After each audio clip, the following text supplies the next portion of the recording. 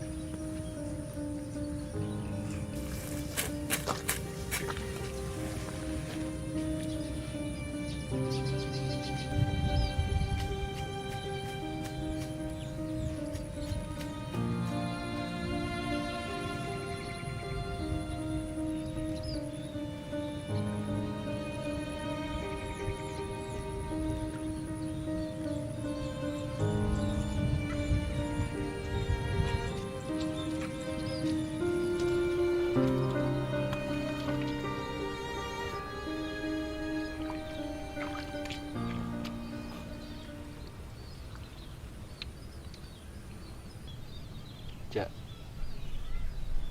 apa kamu masih mikirin tawaran aku?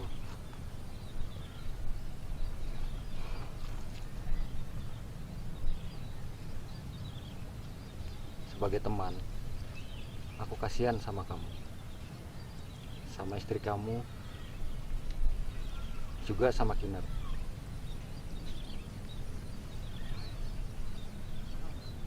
Dibilang hidup, tapi kayak gitu.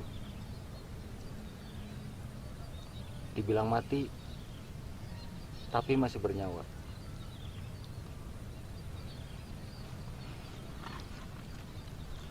Coba kamu bayangkan ya, gimana kehidupan Kinar dengan kondisi seperti sekarang ini. Apalagi ibu bapaknya sudah tidak ada.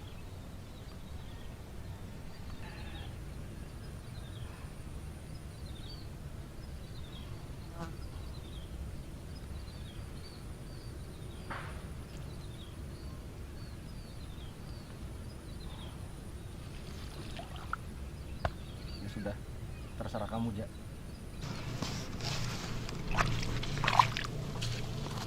Nanti malam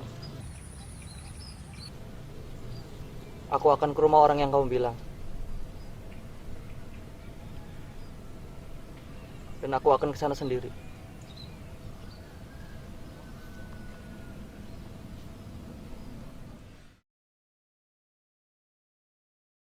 Nah, itu dia cerita film yang tadi kita lihat ya, Kang Jibon. Dan yang saya lihat itu dari keluarga Kang Darja dan istrinya itu sangat memprihatinkan ya, Kang Jibon. Seperti memendam sebuah tekanan yang kita juga nggak tahu sih ya. Ya betul, Neng Imei. Karena Mang Darja sendiri dia seperti orang yang sedang kebingungan, orang yang sedang sangat membutuhkan sekali ibaratnya solusi gitu kan, dengan keadaan perekonomian yang sedang terhimpit dan tentunya melihat keluarga khususnya anaknya seperti itu gitu. Yang saya lihat itu tadi pemainnya kayaknya Kang Jibon deh, mukanya tuh nggak asing gitu ya. Nggak asing. Jangan-jangan itu Kang Jibon lagi. Ya kebetulan Neng Imei, saya di film tersebut jadi peran Mang Darja itu. Ya jadi Mang Darja ini kebetulan dia itu apa ya, sangat banyak beban hidup ya, terutama beban hidup, beban mental, beban pikirnya campur aduk lah. Itu bisa dilihat juga kan sewaktu si sahabatnya itu Mang Saidi datang sewaktu Mang Darja sedang di sawah, datang gitu menghampiri gitu kan, memberi saran untuk pergi ke ini ya, ke dukun ya gitu. Dan yang saya lihat itu ketika Kang Darja pulang menuju rumahnya itu, dia itu seolah-olah mempunyai perasaan yang gimana gitu Kang Jibon. Melihat anak-anak sedang bermain dan ketika dia melihat istri dan anaknya. Iya betul. Karena mungkin Mang Darja sendiri mengharapkan bahwa keluarganya itu atau anaknya bisa sama bahagia seperti anak-anak yang lain. Iya. Tapi kan ternyata nggak bisa. Anaknya ini Mempunyai latar belakang. ya latar belakang atau kelainan gitu kan, jadinya dia tidak normal. Iri gitu. lah ya. Ya, Neng Imei sendiri lihat nggak tadi sewaktu di sawah, sahabatnya Mang Darja ini si Mang Saidi, ya dia kasih senyum sinis kan? Iya, seperti mempunyai niat-niat yang nggak baik ya. Ya Kang itu Jibon. yang tadi ibaratnya ada sesuatu yang dia tidak sampaikan tapi sudah dia niatkan gitu. Penasaran? Niatnya apa? Ya, niatnya seperti apa? Kita tonton. Penasaran ya? Kita nonton lagi kelanjutan dari film ini. Yuk.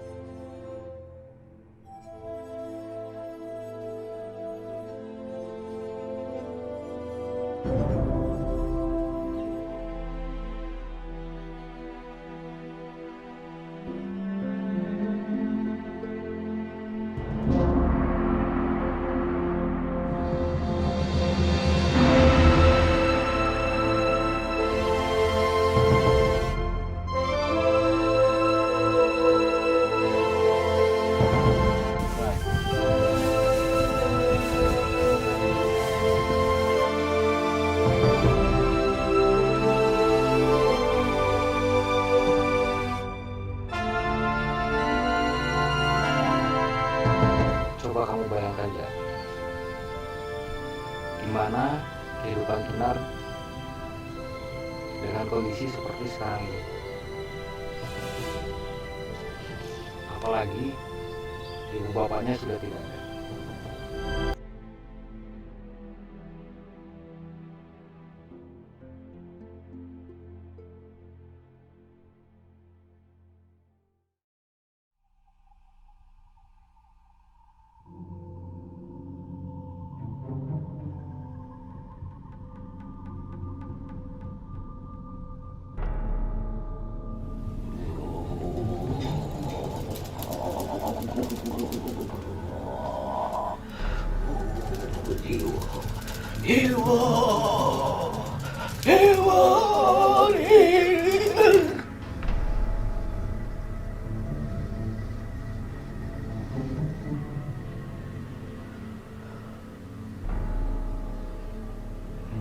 Gimana, Mbak? Setelah saya berdialog dengan mereka itu mengabulkan apa permintaan kamu. Akan tetapi maharnya yang mahal. Apa kira-kira kamu sanggup? Saya siap, Mbak. Apapun akan saya lakukan. Yang penting, tujuan saya bisa terwujud. Apa maharnya, Mbak?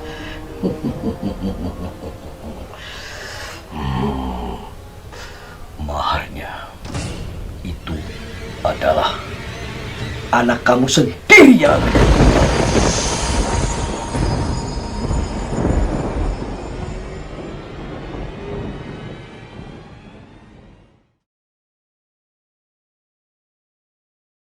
Ya, dan akhirnya si Kang Darja datang juga ya ke dukun. Ya betul. Karena Mang Darja ini kan sebenarnya punya tekanan tersendiri untuk menyelesaikan permasalahannya. Jadi mau nggak mau ya dia juga harus mencari solusi. Dan di situ Kang Darja juga masih ragu-ragu ya sebenarnya datang ke dukun tuh. Ya bisa dikatakan ragu-ragu karena apa ya? Mang Darja sendiri sebenarnya ada kekhawatiran nih di sini gitu kan, yang tadi bisa dilihat juga dari Raut wajahnya. filmnya Oh. atau raut wajahnya. Itu ada sesuatu yang sangat istimewa kan di situ kan, makanya ya begitulah. Tahu kan yang istimewanya apa? Persyaratannya kan? Iya betul. Syaratannya itu anak sendiri yang jadi tumbal. Bayangin anak jadi tumbal biar jadi kaya. Gimana? Kalau Neng Imei sendiri kalau di posisi Mang Darja gimana? Memilih tidak. Karena anak itu berharga banget Kang Jibon. Apapun tidak bisa ditukar. Iya sih, saya juga setuju. Gitu. Nah, bisa dilihat juga dari tadi ketika Mang Darja di dukun, ya kan, dia masih raut wajah seperti apa gitu. Ini saya juga belum tahu nih gimana kelanjutannya gitu ya. Iya. Menerima apa tidak persyaratannya ya? Iya. Terus beralih dari situ pindah ke rumah Mang Darja gitu kan. Tadi lihat ada Saidi yang datang menyelinap masuk ke rumah Mang Darja. Iya. Dan di situ posisinya Kang Saidi itu sepertinya mau jangan diceritakan dulu. Yang pastinya ini nanti ketemu nih jawaban dari yang senyum manisnya Mang Saidi. Itu di sini nanti teman-teman bisa lihat apa yang bakal terjadi. Yang ini yang pasti lebih seru. Jawaban dari senyum sinisnya Mang Saidi. Iya. Langsung aja kita nonton bareng-bareng ya. Kelanjutannya seperti apa? Oke, kita nonton bareng-bareng.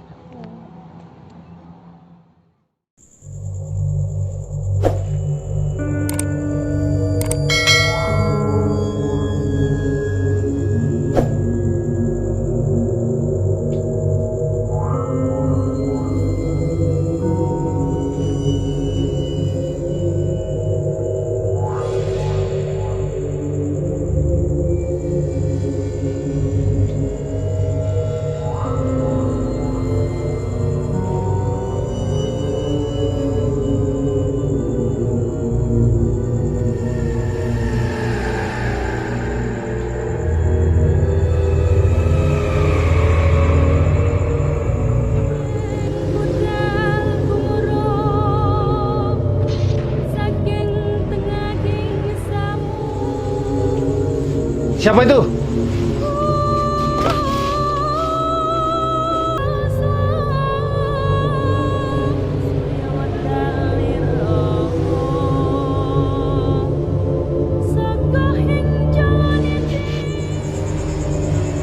Bangsat kamu, Dik!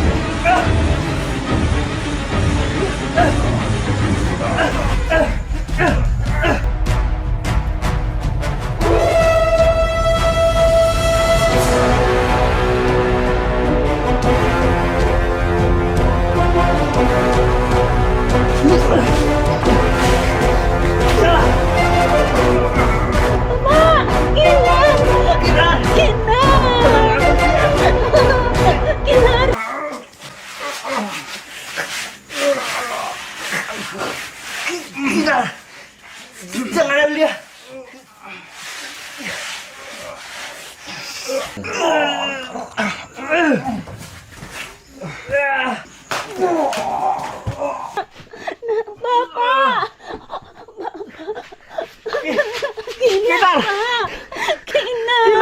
Jangan ambil dia!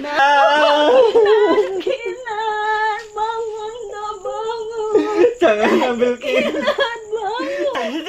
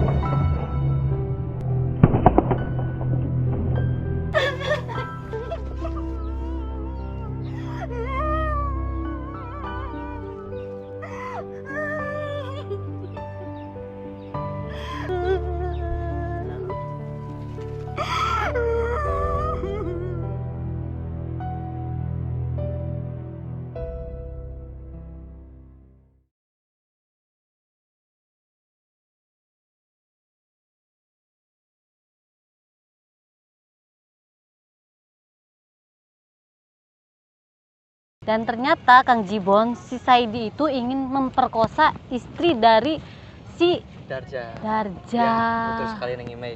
Karena di cerita ini jadi terjawab sudah apa yang tadi si Saidi ini senyum sinisnya itu. Iya. Nah, ternyata ya mau Terjawab. seperti itu. Berniat Iya. tidak baik. Iya.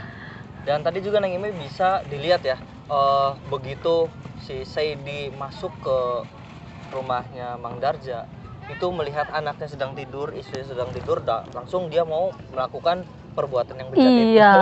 Ya, Dan terjadilah perkelahian antara Sahid dan Darja. ya Saidi dan Darja. Tapi sebelum itu, sebelum terjadi perkelahian, Naime lihat nggak si anaknya Mang Darja ini dia sempat joget-joget sendiri, Iya, gitu menari-nari gitu ya. Joget-joget sendiri. Nah itu Kenapa ya? apa ya? Bisa dibilang itu karena kemungkinan anak dari Mang Darja ini dia sudah berteman dengan makhluk gaib mungkin, ya kan?